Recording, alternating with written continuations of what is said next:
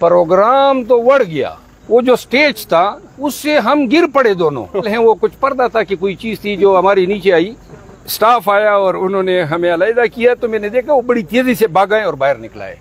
वो तो non league वाले बड़े ट्विटर पे चला रहे हैं कि हमारे बंदों ने 15 मिनट शेर अफजल साहब को दबा कर रखा है, ऐसी बात है? एक क्या 1000 होते ना जी, और जब एक दफा लड़ाई चढ़ जाए तो शेर अफजल खान के टुकड़े हो सकते हैं, वो मैदान नहीं छोड़ सकता। हमें कद तो आपका मेरी तरह 6 फुट से ज्यादा है, कोई WWE का मुकाबला हो गया वहां पर बातें करते हुए? हुआ क्या सर?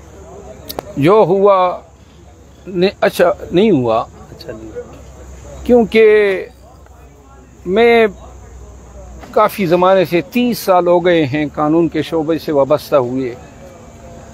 जो दूसरे साहब थे वो भी सेनेटर थे, और जावेद चौधरी साहब जो हैं वो भी काफ़ी अरसे से सहाफ़त से वाबस्ता हैं। लेकिन मैं अपने उस फेल पे कोई नदामत फील नहीं कर रहा हूँ, क्योंकि हज़रत ने मेरे लिए कोई रास्ता नहीं छोड़ा। पहला जो अटेम्प्ट हुआ आपकी तरफ से हुआ लड़ाई का, बदज़बानी और प्रोवोकेशन उन्होंने की, और उसको रोकने के लिए या मजीद हरसा सराई से रोकने के लिए मैंने जो है उनकी तरफ पहले हाथ बढ़ाया। और आप फिर उसके बाद प्रोग्राम जारी रहा या ख़त्म हो? नहीं, प्रोग्राम किधर जारी रहा, प्रोग्राम तो बढ़ गया। इसके बाद जो है हम बेसिकली वो जो स्टेज था उससे हम गिर पड़े दोनों। तो इसके WWE वाला स्टेज टूट गया। मेरा ख्याल है वो कुछ पर्दा था कि कोई चीज़ थी जो हमारी नीचे आई। लेकिन इसके बाद जब स्टाफ आया और उन्होंने हमें अलहदा किया, तो मैंने देखा वो बड़ी तेजी से भागा और बाहर निकलाए। रात को आपने नाम लिया, साबिक सदर हैं इस्लामाबाद हाई कोर्ट बार के, उनका मुझे बताइएगा क्या गद्दारी की सर उन्होंने? जी काश ये इंटरव्यू आप कल ले लेते तो मैं तो फिर गद्दारियों की तफसीलात बताता, लेकिन आज खान साहब ने मुझे मना किया है, क्योंकि ये मामला उन्होंने अब उमर अयूब साहब के हवाले किया है, और उमर अयूब साहब ने भी मुझे ये हिदायत की है कि मैं अब इस मामले को वो प्राप्त करेंगे, देखेंगे, और जो पार्टी का फैसला होगा वो अनकरीब आ जाएगा। सर आपका जो ट्वीट था वो रात गए हुआ, उसके बाद मैंने आपको मैसेज किया, फिर आज राब्ता हुआ, आप अडियाला चले गए थे, तो खान साहब से मुलाकात के बाद जरा थोड़े से हालात बदल गए हैं। यू टर्न ले लिया आपने? क्या यू टर्न लिया? मतलब है कि उनकी बात को, खान साहब की बात को आपने माना है, मेरे लीडर हैं, मैंने यू टर्न क्या लिया? मैं बदस्तूर अपने अल्फाज पे कायम हूँ, अपना ट्वीट मेरा अपनी जगह पे मौजूद है। जो बातें की हैं, I stand by each word. Khan साहब ने क्या कहा इस हवाले से? खान साहब ने ये फरमाया है कि ये चीज़ें देखी जानी चाहिए, और सरसरी तौर पे इस पे कोई राय नहीं दी जा सकती है। लेकिन खान साहब ने मेरे खिलाफ जो PTI ऑफिशियल से जो ट्वीट हुआ था उस पे तासुफ का इज़हार किया। सर आप एक मुमताज़ कानूनदान हैं, आप कह रहे हैं कि जो शोएब शाहीन साहब हैं वो उन्होंने इमरान खान साहब का एक केस नहीं लड़ा, वो मीडिया पर कह रहे हैं कि शेर अफजल मरवत साहब ने एक केस नहीं लड़ा। क्या है, हमने तो आपको देखे आर्गो करते हुए। सर आप इस पे मुंसिफ हो जाए। PTI का कोई ऐसा केस नहीं है जो मेरे बगैर लड़ा गया हो, आप सब गवाह हैं इसके। तमाम केसेस, बहुत सारे केसेस मैंने फाइल किए खान साहब के, तमाम क़ियादत के। इस्लामाबाद में कोई दूसरा वकील नहीं है जितनी मैंने PTI की लीडरशिप के, और फ्री बिल्कुल। और ये तो वैसे मजाक होगा ना, अगर मैं कुआट में होता कोई वहाँ पे बयान देता, ये तो सब आपके सामने 5 महीनों की कार्रवाई है, रोज हर एक प्रोसीडिंग आप देखते रहे हैं।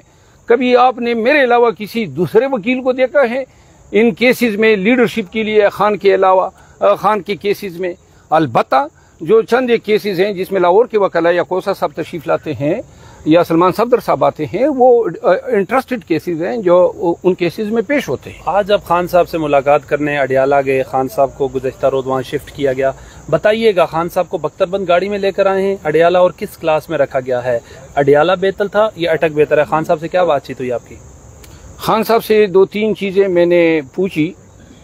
एक तो कि किसी मीडिया पे किसी ने ये खबर चलाई थी कि राना सनाउल्लाह और मरियम नवाज गए थे अटक जेल, और खान साहब का उन्होंने कोई कमेंट्स पास किए।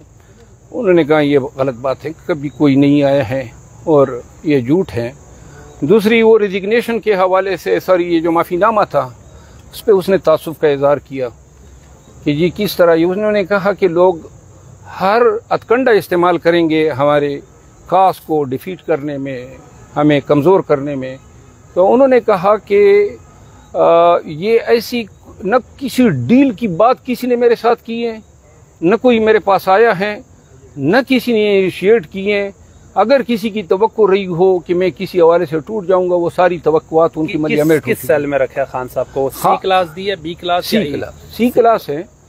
और मेरा ख्याल है वज़ीर आज़म सर वो सी क्लास के काबिल तो नहीं है। वो अटक में भी सी क्लास में रखा गया, यहाँ पे भी सी क्लास में रखा गया। लेकिन अब एक और जो चीज़ आई है ना, देखिए पहले हम चाहते थे कि खान साहब को रूल 243 और 248 हैं पाकिस्तान प्रिजन रूल के, कि ये सुपीरियर क्लास का इंटाइटल हैं, और इसीलिए मेरिट में गया और इस पे फैसला भी आया।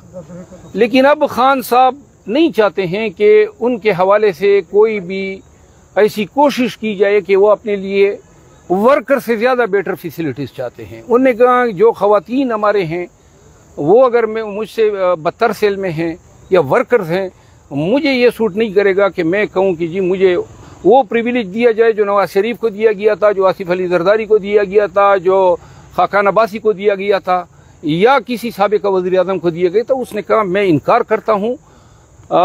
ये चीज़ के तनाजुर में मैं ये कह सकता हूँ कि ये वॉलंटरी सरेंडर हैं।